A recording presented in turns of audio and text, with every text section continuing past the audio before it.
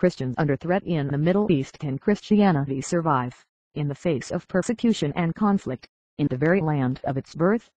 The BBC's Jane Corbin traveled across the Middle East, through Iraq and Syria, to investigate the plight of Christians, as hundreds of thousands flee Islamic militancy in the region.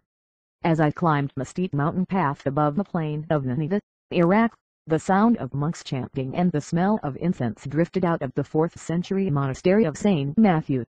Once, 7,000 monks worshipped here when Christianity was the official language of the Roman Empire. Almost the whole population was Christian then.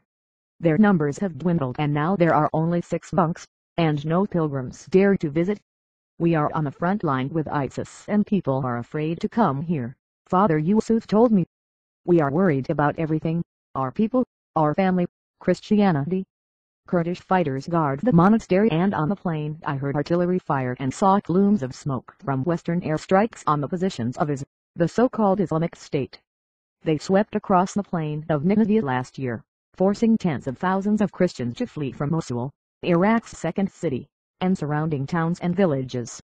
A handful of families have taken refuge in the monastery, as Christians have done for centuries since Islamic armies first swept across the plain in the 7th century with the Arab conquest. 13-year-old Nardine is all too aware of what his fighters do to girls they regard as infidels. They are very cruel, they are very harsh, Nardine whispered fearfully. Everyone knows, they took the Yazidi girls and sold them in the market.